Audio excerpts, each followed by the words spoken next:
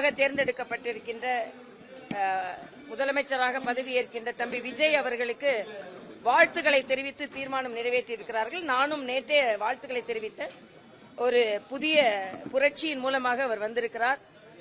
இளைஞர்கள் அபரிதமான நம்பிக்கை வைத்திருக்கிறார்கள். அதனால் அவருக்கு எனது வாழ்த்துக்களை தெரிவித்து ஒரு நல்லாட்சியை கொடுக்க வேண்டும் என்ற வேண்டுதலையும் நான் வைத்திருக்கிறேன். நான் மயிலாப்பூர்ல பாத்தீங்கன்னா நான் அடிக்கடி சொல்வதுண்டு, நான் சுற்றுப்பயணம் மட்டும் செய்யல, பிரச்சாரம் மட்டும் செய்யல, பிரச்சனைகளையும் குறித்துக் கொள்கிறேன் அப்படின்னு. ஆக மயிலாப்பூரின் பிரச்சனைகள் மட்டுமே நிறைய குறித்து வைத்திருக்கிறேன். நிறைய பிரச்சனைகள் அந்த தொகுதியில இருக்குது.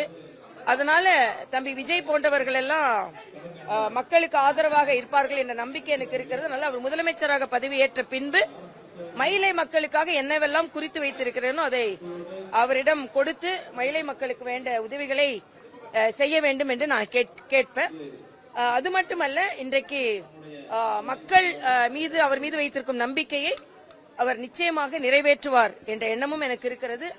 அதனால் இளைஞர்களை நல்வழிப்படுத்தி அவர்களின் ஆதரவை பெற்ற நீங்கள் அவர்களுக்கும் பக்கபலமாக இருந்து நிச்சயமாக நல்லாட்சி புரிய வேண்டும் என்ற எனது ஆசையை நான் பதிவு செய்கிறேன்.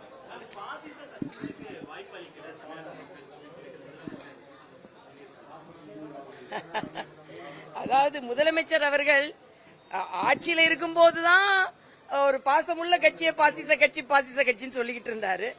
மறுபடியும் ஆட்சி இழந்த பின்பும் தானே தோற்ற பின்பும் மறுபடியும் பாசிச கட்சிகள் என்று சொல்வது சரியானது கிடையாது. இன்னும் சொல்ல போனா மக்கள் அவர்களுக்கு எதிரான ஒரு மனநிலையை கொண்டிருந்தார்கள் என்றால் எப்பொழுதும் மத்திய அரசை குறை சொல்லிக் கொண்டே தமிழக மக்களுக்கு மத்திய அரசின் மூலம் கிடைக்க வேண்டிய நல்ல திட்டங்களை அவர் மறுத்து இருந்ததும் ஒரு காரணம்.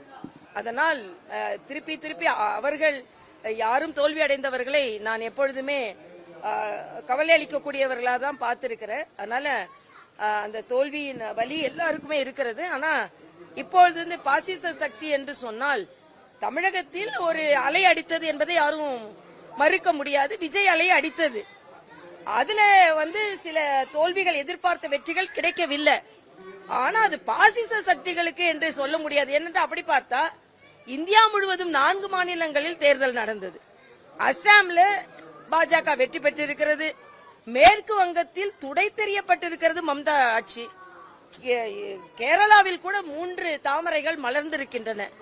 தமிழ்நாட்டில் இருக்கிற சூழ்நிலையினால் அது நீங்களே தோற்று போகும்போது அதுல பாசிச கட்சி தோற்றுதுன்னு எப்படி உங்களால சொல்ல முடியும்? தமிழ்நாடு நிலையே வேற. அதனால தமிழ்நாட்டில் இன்று விமர்சனங்கள் எதுவும் செய்வதற்கு நான் தயாரா